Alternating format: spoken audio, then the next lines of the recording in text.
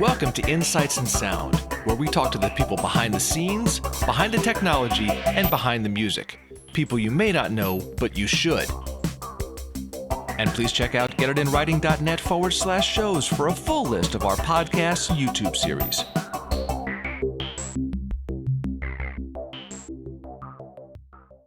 My guest is Brian Kehew. He is a producer, engineer, musician, archivist, author, all over the freaking map, basically. Whatever. Yeah. Whatever pays. Yeah. Let me read off some of your credits here, just for those who are not familiar with your work, and then we'll sort of dive into a few different things. As a musician, you were one half of the band, the Moog Cookbook. With Roger Manning. Mm-hmm, which is quite interesting in and of itself. You've also spent a whole lot of time working with The Who, both as a musician and as a keyboard tech, right? As a producer, let's see, I've got Fiona Apple, Kinky, Matthew Sweet, Amy Mann, Michael Penn, and a whole bunch of other folks. All kinds of things, yeah. Mm-hmm. As an engineer, also lots and lots of mix credits that are, again, way too many to mention. As an author, I guess your life's work, so to speak, is the Recording the Beatles book, which is take that and the Beatles anthology stuff, and you could do a deep dive for literally days and days. It's pretty deep, yeah. Extensive. Yeah, and we'll get into that a little bit, because that must have been a whole big fun thing to do. I know you've done some consulting and programming with Moog and with Alesis. Yeah, I love to work with electronic instrument companies. That's a really great sideline once in a while. Yeah. Witness the huge modular behind you there. Oh, yeah. And what else? I know you've worked on some projects with regard to one of my favorite consoles, the Trident A range. Absolutely. We need to talk about that. Yeah, absolutely. Stevens tape machines. That's another interesting one right there. It's definitely a dark corner. Yeah. Most people don't even know about it. Oh, I have stories I'd rather not think of. And as I understand it, you are a synthesizer and keyboard collector of some repute. Especially in the past, I used to go buy them all the time, especially the vintage keyboards, especially analog synths or electric pianos and organs, things like that, were very inexpensive for a long time. Yeah. They weren't modern, they didn't have MIDI and things like that, but few people appreciated what was good about them. Now everybody's gotten on board to understand that, how they do sound good, how they have their way of working, knobs and sliders and things that I loved. Then eventually, instead of having 30 different things, I whittled it down to like the very best ones that I like. You're sitting next to an old Mellotron there, which I've had quite a few of those, but I love the Mellotrons, I was waxing poetic over that in my mind as I was setting up the cameras here. That one's been really beaten up. When I bought it, I think it's in a music store, a little over $1,000, and I called everybody in town and said, you should go buy this Mellotron. At the time, everybody laughed because it was not worth that much, and I eventually went back myself and put it on a credit card, which I shouldn't have done. But the very first year, I rented it a lot, and it paid for itself, and I've had it for 20-some years now, and I just love it. It's amazing. So what about all the tapes and everything? All that stuff has to be restored constantly, right? They're pretty good, actually. Really? I think in the old days, people that had a Mellotron didn't understand them. If you were Led Zeppelin, or you'd just go on the road and you'd have a guy that set up the drums also try to fix the Mellotrons. But nowadays, people are much more clever about their own guitar, pickups, bridges, Mellotrons. I know the inside workings of it better than all the people of the old days did. So I'm pretty good at dialing it in, fixing it up. So if you're a car mechanic, you want to work and play with old cars, it makes a lot of sense. They're easy to work on. And the same with the keyboards. I like stuff that I can tinker with, make it better, even keep it working well. Well, and that goes well beyond the keyboards. As we can see here, you are an analog aficionado. Yeah, in fact, it's not like I got into it. I grew up in the age when there was tape recording. From amateur and small-time home reel to reel and cassette deck stuff to proper studios, and then lived through that period. But as digital came in, I didn't really love the sound of it other than the quietness. And most people don't go back and say, oh, we want that old digital sound. Really not terrible, but also not that much better than a great piece of tape used to do. So some of us hung on to the machines, and I kept mine forever. Just never got out of it. And eventually, because of that niche of having more tape machines than anybody else in different types, we started this transfer business we call Round and Wound here. So Round and Wound takes analog tapes, but also DAT, ADAT tapes, D88. There's digital tapes from the 90s too that Sure. people use. So Sure. we do a lot of those. So it's become a cool business to keep us, 1 foot in music, and certainly getting use out of these old machines. My partner Kurt Anderson, when I called him, I was like, "How many tape machines do you have?" And he said, "I think close to 30." And I said, "I must have something like 30 of different kinds." So we put them together and started this option to have people come to us. So it goes from the smallest people to the big. I mean, a lot of it is family recordings, but we've also done like every tape Joni Mitchell ever recorded here. Well, and I know, for example, that the DA88s, all the studios were using them for years in the late 90s, early 2000s, so there must be a ton of stuff there to be transferred. There's the digital tapes, which was the transition when computers didn't have enough memory to keep a whole song or a whole album. That's when we went to ADAT and DTRS, the DA88 stuff. Yeah, and so you're able to take a digital signal and it would fill up your computer, so let's just put it on a tape so it can be read linearly. And that was a stopgap. You at least got digital recording and the benefits of it, but you couldn't do any of the cool editing and things like that without real trouble. But you had the storage that you didn't have in a computer at that point.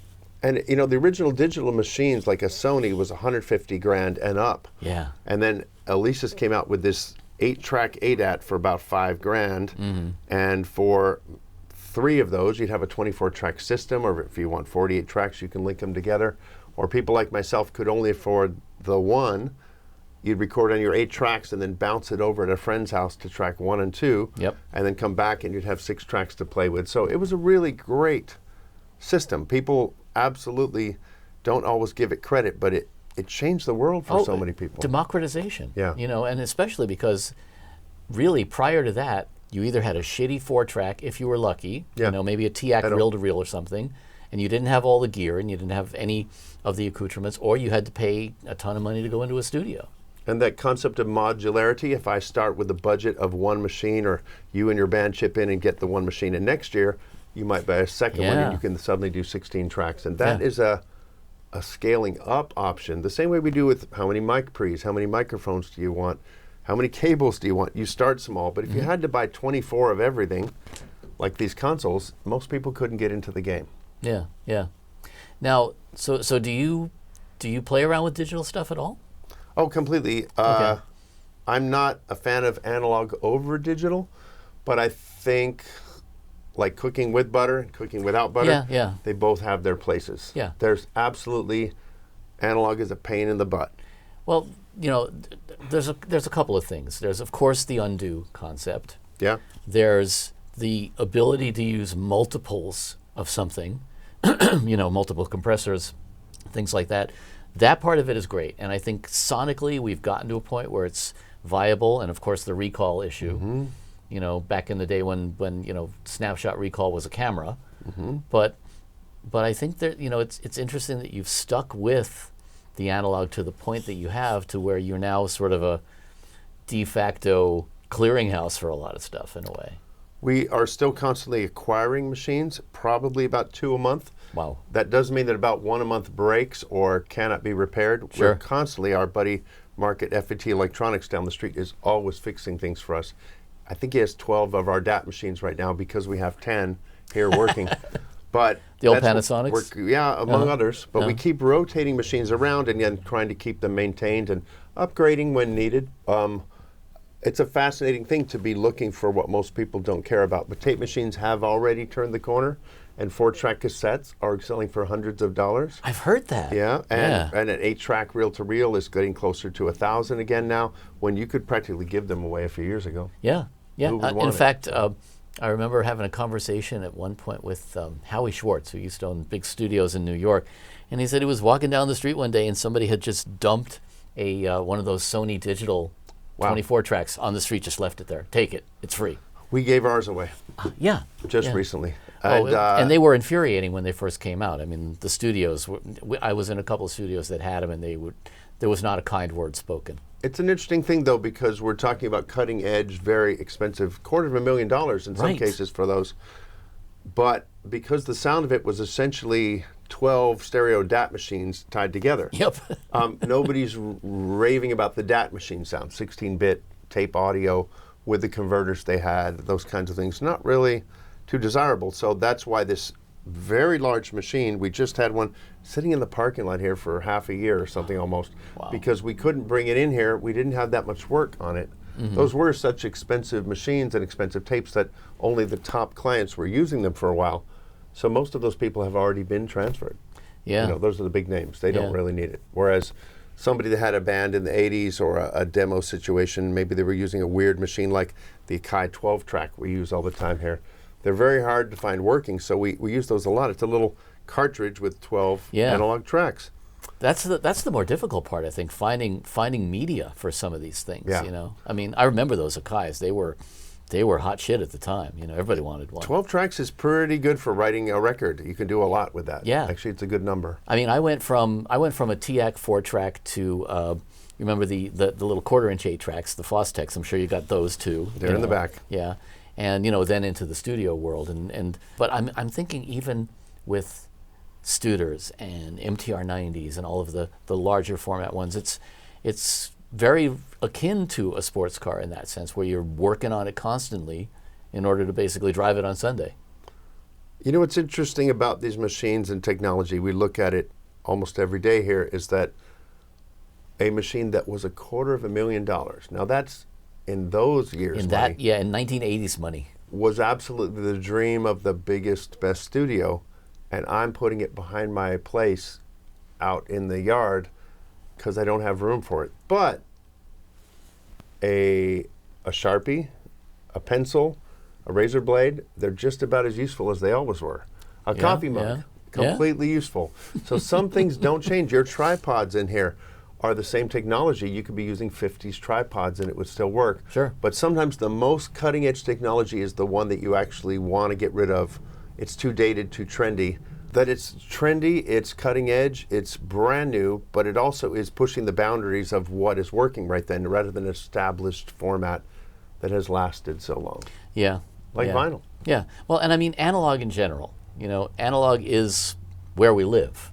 You know, and everything in the conversion process. I mean, yes, we've gotten to the point now where it's acceptable and it sounds good and, you know, we can live with it and all of those conveniences. But, you know, that gets into a whole other conversation about how it's impacted the creative process. Yeah. Because, you know, we were talking about this earlier, that there are so many people now who, because we are so digital, they never play with other people. There's none true. of that interplay between humans in a lot of situations. I think because of the possibilities of owning so much cool equipment, pedals, different amps in your home, whereas people mostly probably used it for function, like they had these 3 pedals because I need Yep. to play these few songs. We luckily live in first world. Most of the world is first world, at least having access to things and having options and knowing about the options. Yeah. Is that an analog delay? Is this a germanium fuzz? Is this a maple necked guitar with a maple cap on the like? People know so much about guitars when the world's greatest guitar player like Jimi Hendrix probably didn't know about those things. Right, and didn't have half the options. No. Yeah. So it's interesting where it's more of the tail wagging the dog. I do believe that music is still probably the best hobby. Oh, no question. It's not a great profession. It's not a great way to make money, but it's a great hobby. So if we treat it like a boat or like golfing, people do often have a $100,000 home studio and still be a total amateur who has never really released much other than their own friends' records or something, just briefly. But it's mostly a hobbyist kind of world. And if you're making mic preamps or pedals or things, if you could only sell to working professionals that could earn that, you would probably not have a business. Right. Yeah. Right, exactly. And that's why, you know, there's aspects of it, as with all of the music industry, there's aspects of it that have been commercialized and there's a whole infrastructure built around it. And, you know, I mean, we're all happy for that because people can make money and that's a wonderful thing. But it definitely has changed the whole creative process dramatically. I think one of the things that inspired me was reading about a Greek word, musicos, K-O-S is how they spelled it. And in those days, they did mean music, but music was not to be separated from other things. So music went with somebody reading poetry. Music went with dance, which it does. Music went with a theatrical event. Music went with a sunset. And it wasn't just Jimmy and Joanne showing off on their banjos how great we are at bluegrass. It was actually a combined thing. So the reason I ran into it was studying the early history of electronic music. Many of the early composers were dance composers. That's who bought synthesizers. Interesting. Really? And so they wanted to make new sounds for their weird new dancing that was breaking all the boundaries too. Dance was really far ahead of most theater and ahead of cinema in some ways.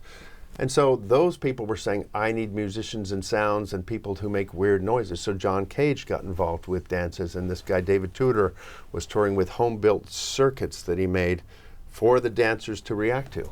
So it's fascinating. So Bob Moog built some of their early stuff too. Sure, sure. And this would have had its, I mean, it does make sense that it would all have its basis in the art movement in that sense, because it is part of a multimedia experience, you know, musique concrète and all of that stuff. But it's interesting to me that at this point we have now evolved to the point where, yeah, music is more of a hobby. There was a point at which people could actually make a living at it, and in certain countries you still can. I mean, we don't have the respect for the arts here in the U.S. that a lot of other countries have. We have an interesting competition for attention span. But if you look back at the way, I'm just talking about North America, the world that I kind of know, in my grandmother's time, they would finish dinner, turn on the electric light, and then everybody would listen to the same radio till they went to bed, or maybe try to read. But that's what they had to do, or sewing or something. But as far as electronic entertainment, you had the radio. The whole America would tune into the Shadow Knows or Fibber McGee and Molly. And then later on you have some television and you have some music and people can buy their own turntables. Not so rare even. But when I was youngest, you know, people used to sit for an hour to put on their record and listen to it. I don't know many people that had that kind of time. So the function of music in lives was much more important in the days of the Beatles. You know, they might have owned 100 records. If you were a Beatle, you didn't own 5,000 records. You didn't own 2,000 records. A Beatle might own 100 records. When they were making Sgt. Pepper, their collection was this big. So they spent more time with it and going deeper into it. And I think there's a huge benefit to limitations like that. So the fact that I can go watch my TV and stream almost anything, it may not be the same impact. And I don't know how to quantify it other than music. When you used to buy some big speakers and just love your stereo and listen to your music at night, as full entertainment, it seems kind of limiting to us. Yeah, it is. There's a great book, and I can't remember the author's name, but it's called The Power of Limits. And sounds good. And that has always really stuck with me, because the more options we've gotten, you know, I call it the paralysis of analysis. You know, you get to a point where you have so many. You know, do I need 4,000 presets on each synthesizer? You know, but this is where we get to, and because of that, a lot of creativity gets stifled in that sort of analytical phase of how do I express this? Which string patch do I need? You know, and which guitar pedal do I want to use? And there's, I think, you know, when you talk about that era where we had a limited number of tracks, we had a limited number of effects. You know, it forced people to get more creative, and all of those great stories about how the engineers at Abbey Road accomplished all these things. This was basically, it was because of its problem solving, it's overcoming adversity. And that's something we don't really have a lot of in the creation of music anymore. I've been talking to friends about the same situation that we all face. There are a great many instruments made less expensively too. You can buy a pretty damn good guitar for $100, $200 and all those pedals and things we talked about. But I was talking to a friend about working, and I find if I have more than 3 options, I kind of get dragged down. So I'm going to go pretty soon and pull out probably all but 3 compressors on my computer, all but 3 EQs. The ones you know work for you, I can get through a mix with 1 compressor, 1 EQ if I have to. I did it for years with those EQs and maybe 1 outdoor.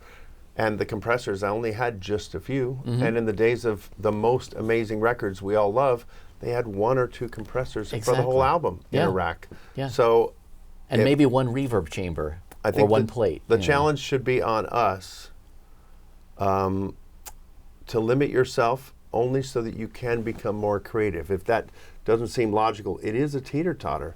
That if you have 1,000 guitars in a room and you need to cut a guitar track, you'll be more worried about even getting the right guitar than playing the right part, which usually matters more. Yeah. And so I'm trying to work with people, not be so fussy about which microphone I pick. Try a mic preamp. Yeah, that sounds good. I'm going to probably EQ it in the mix anyway. So some people like to be perfectionistic, and I can see that they find their satisfaction. Oh, I have the perfect mic and it sounds so good. But many of my favorite records don't sound amazing, but they affect me a lot. Yeah, and a lot of that, when you see, for example, how the old Motown stuff was cut, in a room not much bigger than the one we're in right now, and you want somebody to turn up, they step forward, stuff like that.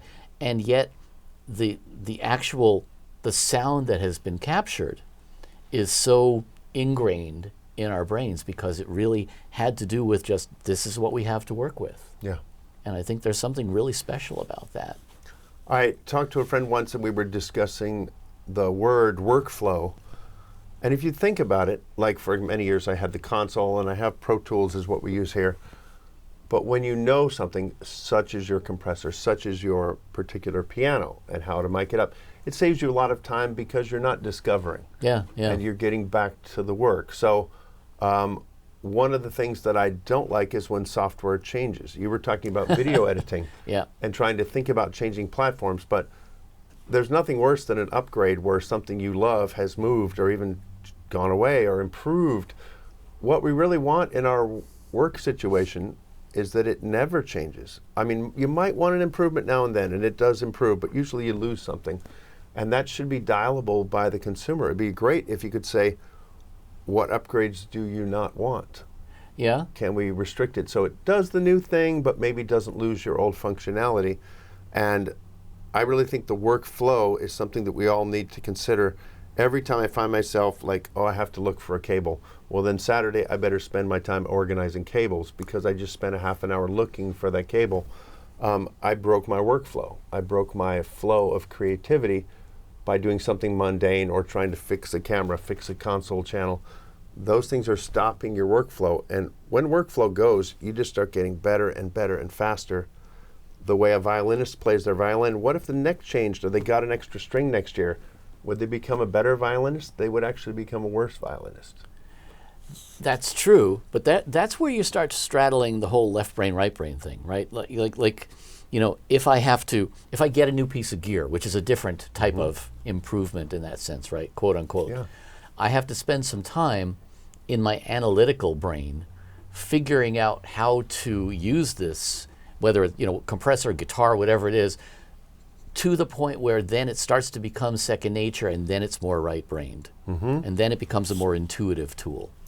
You just mentioned getting a new piece of gear. I rarely change or upgrade because I have what I like. I have the microphones I like. I have pretty much more than I need in this case, but I went and got the nice Bricasti reverb, which is fantastic. Since the day it came out, I've been a big fan. And I like its simplicity. But before that, I was using this old Alesis quad reverb with a special setting on every mix I ever did. I love it. And I still got 3 or 4 of them here, but it always worked. It always did well. And then I realized, if you think about CBS or Capitol Records, they had their chamber, they had their sound, not a lot of options, but it worked so well, dialed in to work so well that it worked on many kinds of music, many things. So I do miss the days when I just turned up my reverb and tweaked 1 or 2 things. Now I have even a few more options. I'm still not so familiar with it. It's not as fast for me. So I even cringe a little bit when I need to put a new, better, quote-unquote, reverb on something. It might be better, but I may not know it as well, be as familiar with it. Yeah, and therefore you might second-guess yourself a lot more. I'm not saying it doesn't sometimes actually work better, but I have this less confidence. I have less feeling for it than when I just had the same things for 10 or more years hooked up the same way. I need slap echo, boom. I need the reverb, boom, it's done. I need a vocal compressor, it's done. It's like your analogy of a sports car. If you have a car that you drive on a regular basis, it becomes second nature. Exactly. But if you're driving a different one, you're going to have certain time to adjust the muscle memory and everything. we were talking about the option issues, and I occasionally go to speak to students at college. I had a great time at university studying music and arranging and electronics, and I really think colleges can be a fantastic way to learn if you get the right teachers and the right situation. But I often talk to the students and I say, it's better if you find your corner and just really get into it. Like if you're a painter and you just want to do watercolors, go far deep into that world. Don't try to also do digital art and maybe some, tracing with pencils. If you really get your style defined, then people know who you are and know how to come for you to get that thing. My style in music was very traditional, and I didn't like fast limiting. I didn't like bright reverbs. I didn't like a lot of things people were doing, like compressing almost every track. Felt weird to me. So my style is traditional, if anything, back to when the older records were made. And then over time, I was discovered for Warner Brothers by my producer friend Bill Inglot, who said, wow, you work quickly and you get sounds, and can you make things sound old? And I was like, it's just timeless. I like the sound of good records. So now we've done hundreds of records for Warner Brothers, which have 1968, 1956, 1992, studying that type of music and also trying to get the sound just right for that kind of music. And that's part of the challenge too, because a lot of times those rooms don't exist anymore, and it's not I mean, in some cases it is the specific room, capital B or whatever it is. There are certain rooms that just have their sound. May Cherokee rest in peace. That big room there was a great sounding room. Yeah. But beyond that, you still have the whole idea that the music is created differently now, and because it's created differently, and of course, we consume it differently too, as you were saying, but because it's created differently, even if you're doing exactly the same thing, the vibe's going to be a little bit different. Yeah, I think that there's a great wash of young people making music right now. It's really interesting because there's so much of it, you may not hear it. So much of it will not get $1 million behind it. It's impossibly hard to break through, even if you're amazing. I have quite a few friends who I consider as good as the greatest artists, almost, but they haven't had time to work on a career because they can't make it a full-time thing. They make their music as a hobby, but they're a great songwriter, for example, and that some of them have still kept into the studio world. Other people are recording on 4-track cassettes or even iPhones, and then honestly, it sounds weird to me, but they're like, no, I want that sound. That's the sound of raw music, and I want to put it out this way. They have no limitations thinking that string sections are better or Neumann mics are better. They just want their sound, and so they're finding it. As I said, though, the trouble is, for anyone, is where to find this great music that may have been made with no budget until lots and lots of people like it. But it's really hard to find music right now. Yeah, well, it's the whole thing that has happened over the last 2 or 3 decades, especially with the commodification of music, to the point where there was a time when artists were given the opportunity to develop over 2 or 3 albums, and at this point you have to come out more or less fully formed, which only means that you're woodshedding in public, essentially. I think there's at least the problems of record companies were that you had to play their ball, had to make their kind of music, you had to do all these things. And if you're really a true artist, you don't need any of that. And in fact, you can start with a string library and have an orchestra that most bands could never afford it, and do your symphonic piece at home absolutely amazingly well if you've got the talent. It is fascinating to see how good people have gotten at very young ages, of course, as drummers and so forth. But so I think that music is just as exciting. It is harder to find out where to put it or how to get attention in a world full of music. We have more music. What do they say? 65,000 songs a week come out. With no gatekeepers. And I'm like, wow. So how do I find in a room full of ping pong balls, if there was one gold one that was going to change my life, 65,000 ping pong balls, and one song this week would be my favorite song of all time, how could I find it in that mass of ping pong balls? So, and that would be easy just by looking at the ping pong balls, but listening to 65,000 songs, the numbers game is tricky. Although I do find, you mentioned gatekeepers, there were people pushing you, pulling you, testing you, you can't just get away with filler music anymore. Okay is not good enough. But I can today, and all of us can record an album of okay music. Sure. And put it out. And but how do you find the good stuff? well, that's what I mean. It's like it's very common to make okay music. It sounds rocking. It sounds sad. It sounds sweet. It sounds danceable. Well, it's and that's easy enough part to of- make it, so I'm just hoping that people do their best to push higher and say, my good song is still not good enough. How can I make it better? Well, and part of that goes back to the whole idea that we have so many tools now because, we used to call it polishing a turd. If you have a song that is mediocre, that doesn't really, the song would not stand on its own, but with a great arrangement, it's passable, and it can even become a hit. But is it really a song that's going to stick with you for years and years? And that, we have the capacity now to easily create that kind of a polished turd. Yep, it's true, but I think that there are people who lean that way, and there's other people leaning songwritery, which I love. Yeah, and I've heard more great songs in the last 2 years than I did 10 years ago. That's encouraging. No, it's really good because some of these people are just rejecting all that video screen, dancers, ramps, stages, smoke, laser beams. They want good music. They want good sound. And they really stripped it back to a few chords. They're inspired by all the great stuff from show tunes to classical to the Beatles to whatever. And modern music. There are people writing great songs nowadays still. So we occasionally have it hit big with Adele or Billie Eilish or somebody that has done serious songwriting. Yeah. And it's lyrically strong. A lot of old songs had dumb lyrics, but we forgive them, but they're not lyrically great songs. So I think right now, and it's fascinating to me, I think the strongest music right now is being made by females all over the world. Oh, no question. It's huge. And it's kind of was not always a boys' club, but it was very much so in much of the world. But absolutely right now, women are expressive, they are communicative, they are actually a little more bold. Whereas guys I see want to play loud drums and guitar solos. It's a stereotype, but it's true. There's a lot of that. It is, yeah. And so I think that the female voices are really strong, and most of our greatest artists in the world right now are female. And there has been a history of that for a long time. Sure. I mean, no question about it. Some of the greatest songwriters, have been women. Yeah, But absolutely. yeah, it's great to see that. I mean, to me, I'm still grateful to discover any like new talent where I go, that really makes me sit back and listen. But it's a lot harder to find that now because we don't have that, that concentrated, 3 or 4 channels or 3 or 4 radio stations or anything. And so it's harder to filter through it. We have been talking a lot because I work with younger artists. I work with people who are just beginning their life and their career.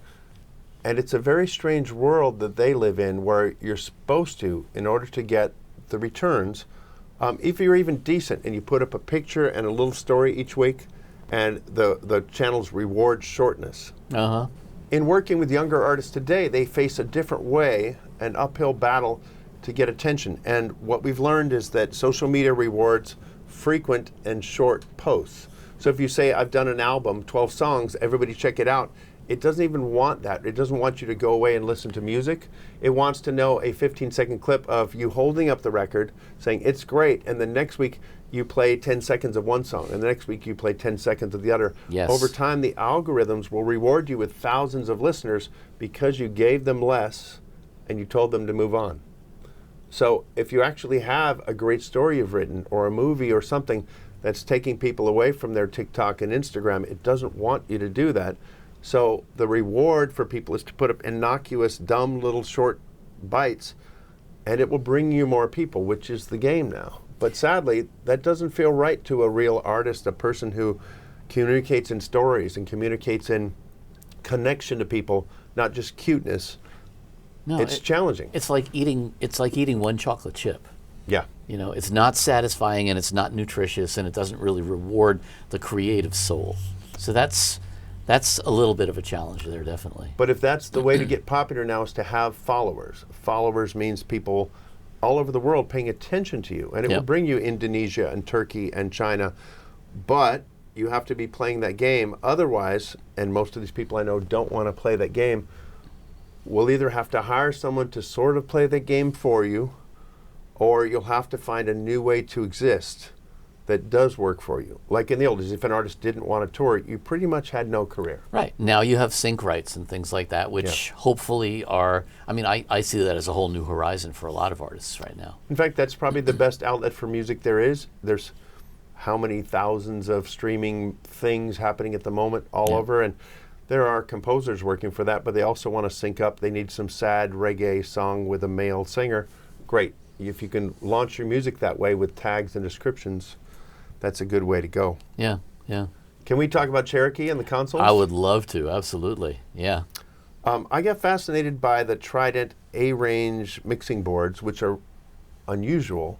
Was what, 17 of them made, I think, in 13. total? 13? Yeah. Okay. And this was a company in England that had a studio. Trident is where Ken Scott and Roy Thomas Baker and Robin Cable used to make these great records for Queen, David Bowie, Elton John. It was a fantastic studio. But what I was studying was these Trident A-range boards they had and what records they were used on, because they invented this board under their company. Now, was the A-range their actual first console? Mm-hmm. So when the Beatles went over there, It wasn't there yet. it wasn't there yet. Okay. That's what I was chasing in my Beatles research too, finding these things out. What the Beatles used was called Sound Techniques, an even more unusual and lesser known company. So I was intrigued by that. Tried to detected my way into, wait, which ones? Is it the Bowie records or the okay, the Beatles was Sound Techniques. When did that come and go? And we finally realized that most of the records from Trident that people love, Harry Nilsson, Queen, etc., are done on the Sound Techniques board. Interesting. And even for a while, Trident, the company, was going around the world and even talking to my friend Bruce Robb at a show saying, we're making these boards. Oh, I love the Elton John record. Oh, I love the David Bowie. Oh, I love the Harry Nilsson record. Those sound great. Those were done on another console, but nobody knew. Don't have to tell them that part. But yeah. accidentally, they bought a great console. And for a while there, Cherokee was angling to be the North American distributor, which is the biggest market. Doesn't surprise me. They couldn't get it. Somebody else got it, a guy named Dave Michaels, who sold me this console. But the Trident A-range is such a unicorn. Like, it's well known. It's on tons of Rod Stewart and John Cougar records and the Cars and other things like that. Great records, but you don't see them very often. But Cherokee was very different.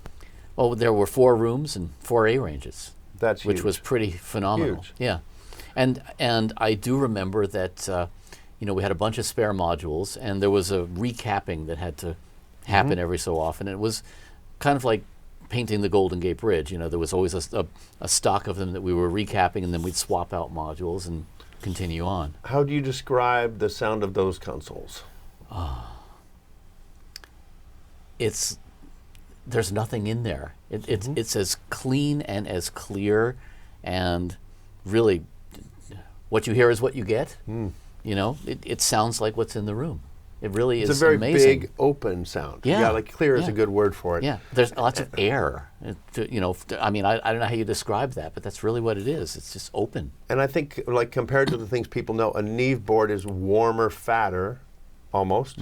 But you said air. That high end is beautiful on the A-range boards.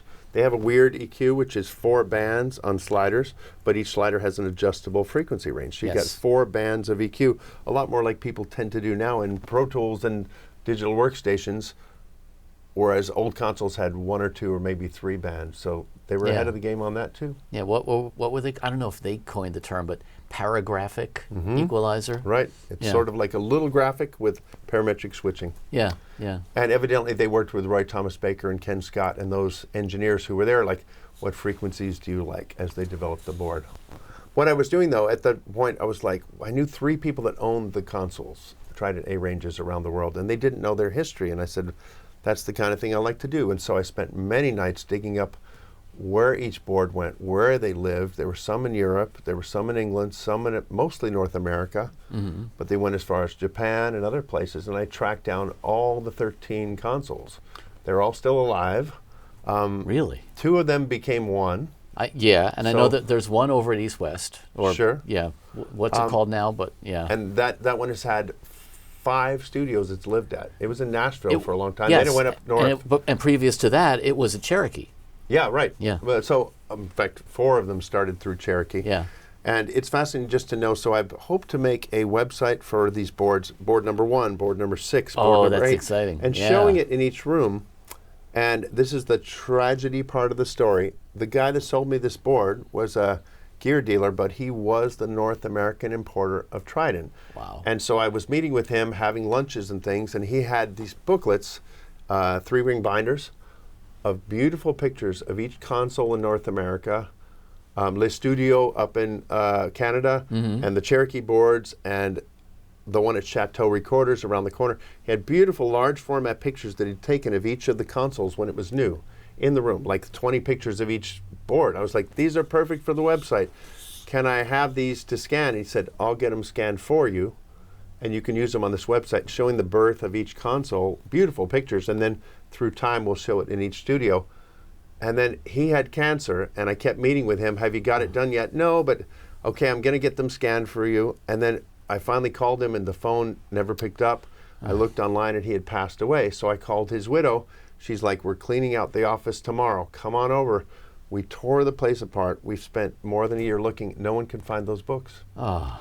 And so this was the treasure trove that was going to make the website finish, was the perfect shots of each board. So now I have to talk maybe to Bruce Robb and some other people. What, if anything, do you have? Because most people don't have beautiful shots of their console, but sometimes they float around. I'm sure that Bruce knows a lot. Actually, unfortunately, Dee, who also course. passed, Dee was the Trident guy in so many ways. Yeah. He was so But Bruce deep absolutely into it. knows so much, so Yeah. that's good. Yeah, And he's still got his board running at his studio. The new Cherokee is great. yes, he's got the one that was in the big room, Studio One Yeah. there. Highly modified, and in fact, that's part of the fun of it. The boards start out like this, they change like that. Some of the Cherokees had the L shape to them. Oh, sure. And then they got modified. Other ones had the meter bridge changed to be lower, all those cool things. And even Cherokee ended up making virtual clones of their channels because they wanted more. Yeah, And yeah. they made clones. So Yeah. they made ones that are functionally equivalent. You plug it right in and it would work. So. Yeah, and then they had one there that had NECAM 2 automation, if you Oh, I remember don't that. remember that. Okay. That was one of the less dependable systems out there. Yeah. Was that a mixed room specifically? That was, that was, if you remember Cherokee, that was the room all the way to the right, to the right of the lounge. It was Studio 2. That was their mix room. Yeah. And that it used the big floppies, you know. Strange, in this building we have all kinds of vintage media. We even have 8 and 5 1/4 and 3.5 floppy disks. For occasionally we were going to try to transfer data for people, but we found that was a little bit too far out of our wheelhouse. We have zip drives, we have jazz drives even, but at some point it's dependent on what program you were saving from. Right.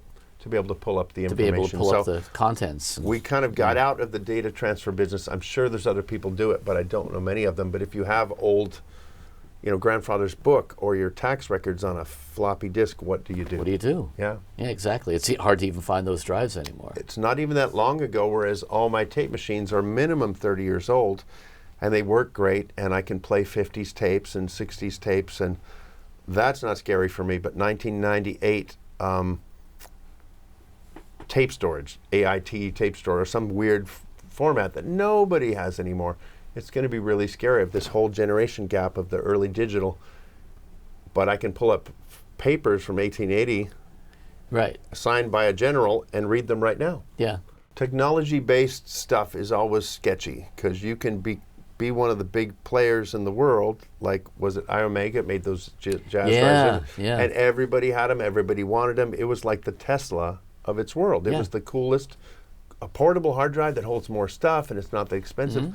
Wow, because information was a lot sexier back then to be able to store your stuff. Now every week it's a new terabyte change. Yeah, you have a 4 terabyte drive that's the size of a credit card, you know. And it doesn't actually seem exciting to me to be storing data at all, whereas back then you were so happy you could capture it.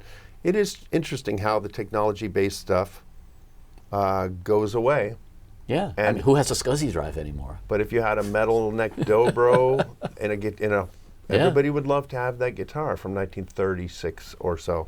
So I think there's a lot of awareness now that old things, my tape recorders, the synth, certain microphones and things, we realize not to let the past go so much.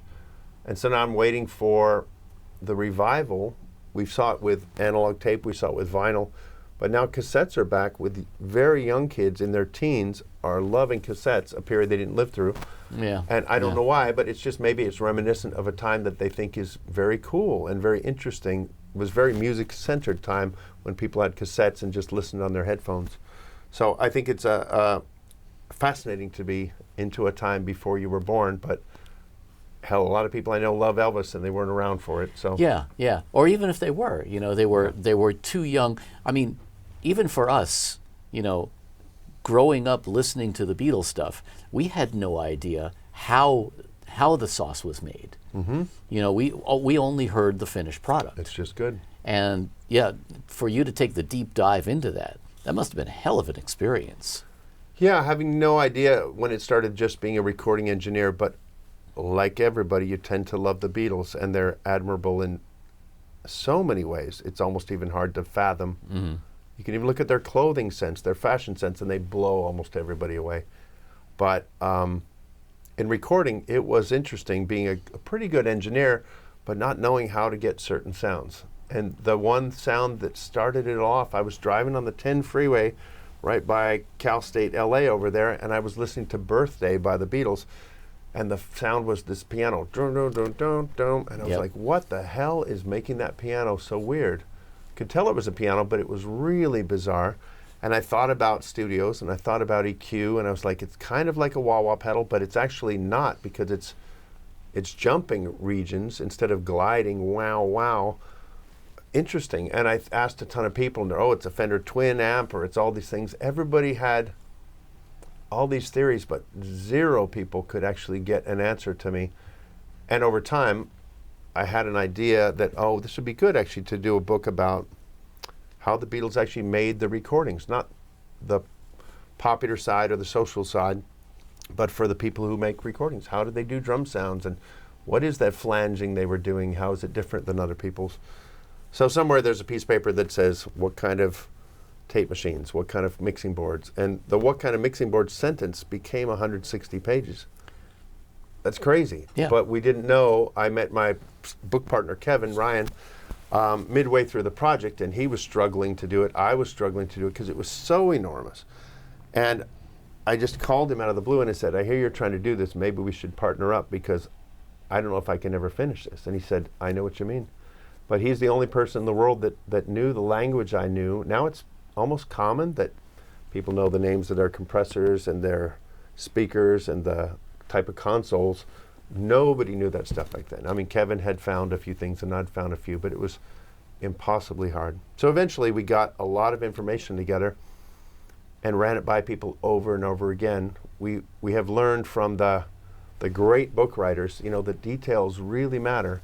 Yeah. If I interviewed you once about your time at Cherokee, then I'd write an article for a magazine or website and call it good, but that's not really good research. You have to ask other people what it was like. Look at the documents, because memories are wrong. You also have to ask why. Sure. I mean, that's one of the things, a lot of times now, people are pulling up a preset or something like that because it sounds like they used on this. Mm-hmm. Whereas at that point, I think a lot of these techniques that you were researching, the whole point was to solve a problem. John Lennon saying, I want to sound like this, or I want this, these kind of things. And so therefore these engineers were taking tools that were intended for one purpose and using them for something completely different. And in stretching those barriers, I think that's what really made it special. It's also coming from limitations. As we talked about before, the Beatles only had basically two kinds of compressors, a little bit of a third one at the end of their career. Mm-hmm. They had about 8 microphones the whole time they recorded. Yeah. It's not a lot of stuff. And EQ, they had 2 kinds of EQ, the one on the board and the outside one. That was it. And it was all limited. They made better records emotionally, powerfully, artistically than we're making right now. Now, technically, I could get a better kick drum sound than them. Technically, I could get a more clear, natural string recording than yesterday. But the reality is I'm not going to make any records as good as yesterday. Exactly. So the song is the most important, but I think those limitations made them focus on, let's get the harmony parts right. Let's get the bass line feeling good with the thing. And they were such great musicians at playing together. They're not classical or Mahavishnu orchestra type musicians, but they're great musicians at structuring a pop song with good parts, that it really makes a great record. You don't need the best kick drum sound or the most amazing guitar sound. When he's playing that great little riff, that sound is fine for that great riff. It's the riff that's great, it's the part, it's the song that's great, and they just captured it. So I think I'd rather have a decent picture of very gorgeous models than a high quality picture of not very attractive people. Yeah. Make sense? Yeah, Right. it does. Yeah. It does. Now also, one of the things that always occurs to me there is, yes, the genius of George Martin is part of it as well, but the genius of a lot of these engineers was such that I think a lot of that is uncredited, except, Yeah. thankfully you've been able to document a lot of it, but a lot of the stuff that Ken Scott, Jeff Emmerich, all of these guys did was just so, you can imagine these guys just, laying awake at night going, okay, how am I going to do this, and then coming in the next day and saying, okay, right, we're going to stretch a tape loop across the room with a pencil over here, Yeah. that kind of crazy stuff, because it's all problem solving. They're also in a world where, again, we asked people about those days.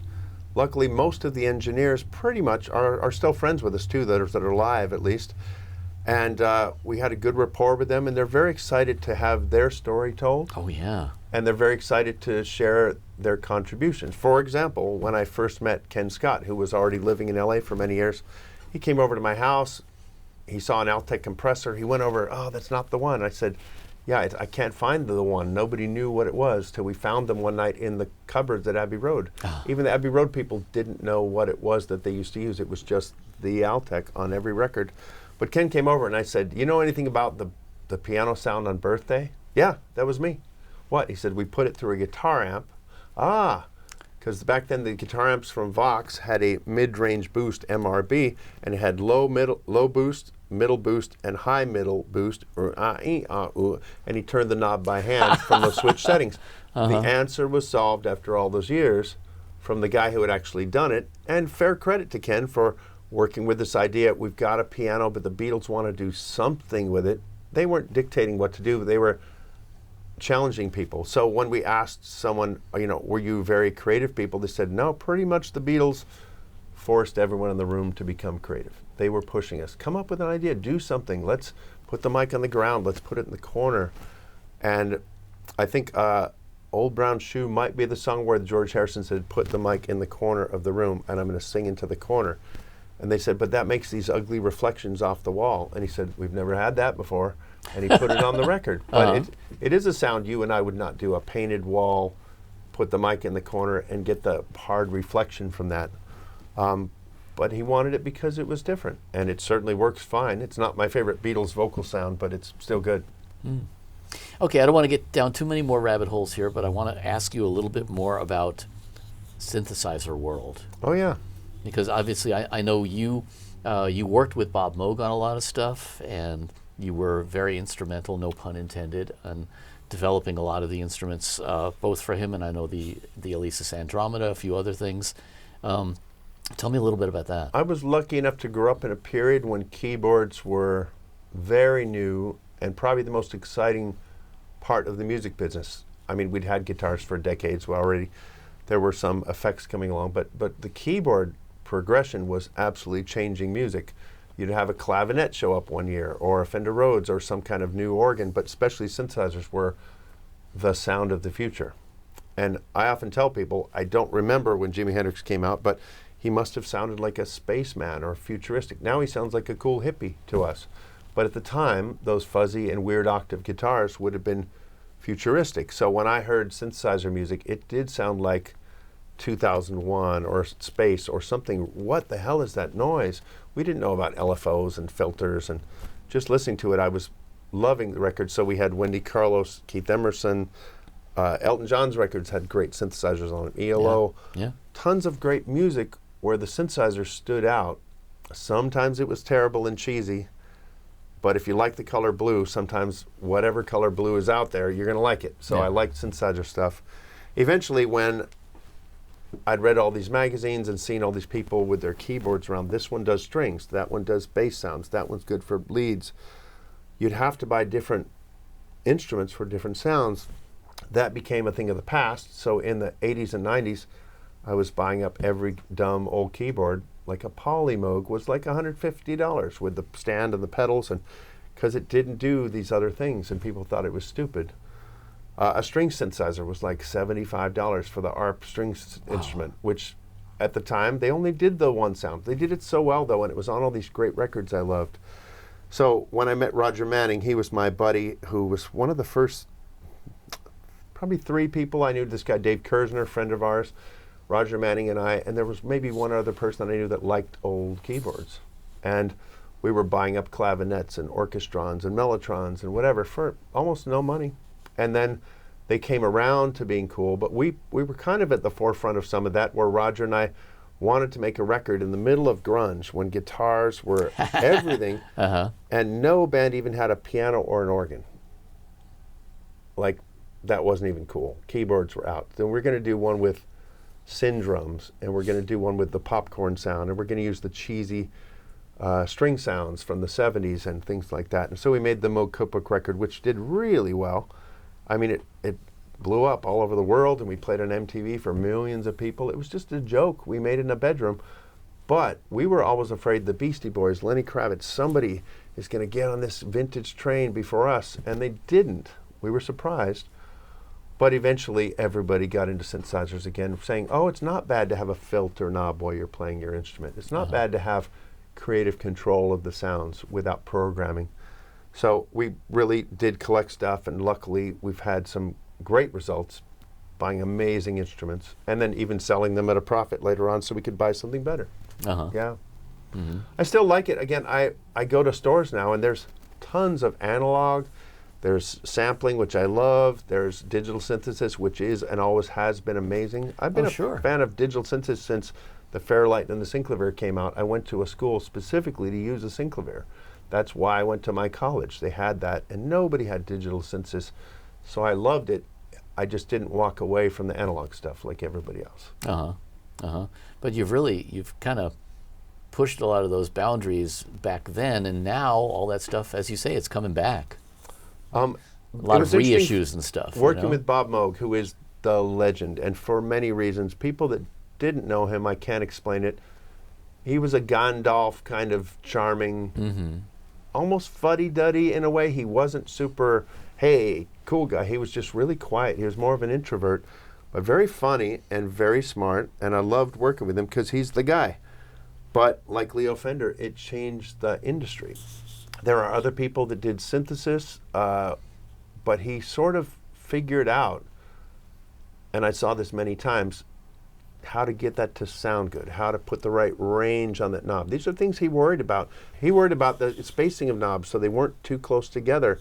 He did all these things to make the front panel legible, to make the jacks feel good, things that you don't really think about when you're trying to make a cheaper product or commercial. Yeah. But even when he made his Moger Foger pedals, which I helped him launch and design those, he put wooden sides on them so they'd kind of feel like a mini Moog. That costs money, but he knew it would be different, and he also built it like a tank. And he also said, well, I built it to take +8 inputs from consoles, but also can handle a low, like -40 input with a gain knob, which other pedals didn't have a gain knob, so you can plug a microphone straight in. Yeah. He was smart enough. It's not that hard to think that way, but when he made a phaser pedal, we worked on that, the 12-stage phaser, and I said, how slow is it going to go? And he said, 1.5 minutes. And how fast is it going to go? He goes, about 600 or 800 hertz. And I was like, okay, because most phasers like Boss go from here to there, a window like that. He made 1.5 minutes the slowest range. And he said, well, nobody's going to use that, but whatever slowness you want, you'll get down to it, and then you can go below it. Or whatever speed you want, 10 times a second, 50 times a second, 200, it can go up to 600 or so. Yeah, his perspective on designing the tools is what fascinates me. You know, because he really, I think he's one of the few people who, I mean, he was enough of a musician to understand what a musician would want, but he was also enough of an engineer to think about the stuff that maybe the musicians didn't think about wanting. It's fascinating because he was a pretty damn good piano player. I never saw him, maybe once, touch a keyboard for like 3 seconds, but he grew up as an amazing piano player. Yes. His mother pushed him hard. No one saw him play piano. He noodled on the theremin because he loved theremins. He started building them, and then he ended up building them at the end. But it's fascinating how he was not musically oriented. He just interpreted. And again, it's as he said, I'm a tool maker. It's not so much this design, it's what you can do with this design that I made that makes me look good. So it's very nice to hear that. And again, those who worked with him, those who knew him, there's just a kind of special charm there that was very interesting that he did so well, had that name that seemed so interesting and strange at the time, all the combinations of things that worked out. There is, in my life, the big project, bigger than the Beatles book, will be the History of Moog book that I'm writing. It's been 20 years in the making. I grew up knowing about Bob, becoming good friends with him, working with his family after he passed to organize all the stuff, to find all this information about it. And so at some point in my life, when I finish this next George Martin book, we're doing a Beatles book, rebuild of the old Beatles book, then I'll probably get to this Moog book. I have thousands of documents, incredible pictures and stories. The company's history, which is usually misinterpreted, and in fact the most recent books get it wrong, needs to be told a little more properly and in the right light, hopefully. Yes, and I know you're working directly with his daughter Michelle on that as well, which is really great. And I think we've all been disappointed at different takes at the history. They're okay, and they do interview some people and get some good stories out there, but there's slants on it and there's perspective on it that just misses the boat sometimes. And so I'm hoping to set that straight and keep it interesting. I do believe people like pictures. Part of the reason our Beatles book did so well is we talk about a mic, then we show the mic, Great and photos, then we show the Beatles using the mic, and then we Yeah. show the brochure. And our minds are very visual, and it helps you learn about a story if you can see that cottage, if you can see that lake, if you can see that boat and that horse in the story, it makes it a better story. One of the discoveries, which is kind of the truth of things that gets missed by people, is there's a lot of criticism people made about the Moog being a keyboard synthesizer and it was still tied to organs and things like that. But when Bob created his first instruments, quite a few of them sold without the keyboard, as just a modular synthesizer is a sound creator and a sound processor. He made a lot of other controllers, a brainwave controller, pedal controllers, theremin controllers, photocell controllers, sequencer controllers, linear ribbon controllers. The keyboard was one of them, and they did put it in catalog pictures, so people said, oh, I want to buy one of those, and I'll buy the ribbon, and I'll buy the sequencer. People didn't know what a synthesizer was, but they were designed to make weird, ugly, strange, futuristic noises. They weren't designed to play the blues. Right. They weren't even good at staying in tune so much that it became kind of a problem. Later on, they had to tweak that into the 70s. So until Switched on Bach came out, most people, 90% of the people that bought a Moog synthesizer, or anybody, Spookla, ARP even, were making experimental music, usually with universities or the dance troupes. So when people say this thing was designed to be an organ or glorified this or playing the blues, no, it was designed to break barriers, to do what I always do, which is use it without the keyboard. I patch sounds and make sounds and drones and things that change. If you've got a keyboard in front of you, you tend to use it. If you've got a sequencer in front of you, guess what you do? Boop, boop, boop, boop, boop, boop. You don't use the sequencer in other creative ways. People use it in the dumbest ways to generate notes. Well, why isn't the sequencer controlling the volume and the filter instead, or the amount of mixture in the ring modulator? But no, people use their sequencers in the same dumb way because our brains are kind of limited. So while people criticize one keyboard as having a keyboard, then they jump right on their sequencer and do a loop of 16 that keeps repeating in even time. That's boring too. We have so much But we think linear more. like that. Yeah, but we also think in the dumb ways. What's easy and obvious to us is the way we work. So I like these instruments because they're from that time period. Modular synthesis in the middle 60s is what we still use, many variations, but the way of working is so powerful for creating new sounds we still haven't heard. Yeah. I love it. Yeah, it's true. It's very enticing to me that, yeah, you can still make new guitar noises and new guitar sounds with pedals, but this kind of thing, you can really patch it in some bizarre ways, and you're not just copying 1960s or 70s music. And you have so many unlimited combinations of oscillator, filter, all these different things that you can do with it that really you're never going to do the same thing twice. It's really like cooking from scratch. If you have any kind of even a pie crust, that's pre-made for you. But if you're making your own, choosing what kind of flour to use, choosing how long to do it up, how many eggs, how much butter, you're going to make something that may be more amazing, but also harder to replicate. Other people may not have the same options as you have. Yeah, it makes your own style come out. If I put a little nutmeg and a little paprika in my pumpkin pie, that's your style. That's cool. Well, and even if you take that and try and replicate that same recipe, it's like New York pizza. You're going to have different conditions. You're going to have different air quality, different water quality. You're not going to replicate that same thing the same way two artists are not going to replicate the same thing, even if they literally are trying to, working on assignment, so to speak. Yeah. It's going to come out differently. I found recently being intrigued by people that do their own album covers, but they do them without computers. Hand-drawn, cutting pieces out, things like that. It sometimes looks primitive, but sometimes that fits the organic nature of the music. And you can do things with photographs, old cameras, or even digital, but also treating things in those ways that makes it unique to you, not just filter number 7 that most people have. Right. We've seen that. No, we used to make our own posters for band shows, same way. Just cut out pictures of a magazine and put them together and stuff like that. Absolutely. But I'm intrigued by people, like, again, not analog, not digital, not anything, just all of it. Yeah. Use all just of it. art. Yeah, but use all of it and don't say, well, I just do mixing in Pro Tools. Well, put some stuff on tape and then dump it in Pro Tools, or vice versa. Mix down to a cassette deck and see how it sounds. Yeah. Many people are doing that stuff. It's not so hard, but you just have to think out of a box once in a while. Yeah. There are so many different rabbit holes I could go down here because I would love to talk to you about some of your production work, Fiona Apple. I'd love to talk to you about the Who stuff, but we're probably already like way into over an hour on this. We've had a long one, yeah. Yeah, so let's wrap it with, you were talking earlier about working with students, and I know you teach, a lot of us teach. People are coming up now with a totally different set of tools, as we said, a totally different perception of music, a totally different way of consuming music. What do you tell 15-year-old you coming into the industry in this day and age? Well, all I can think of is to find your niche, and your niche is probably what you like, because that's where you want to be paid. You don't want to be paid for something you don't love.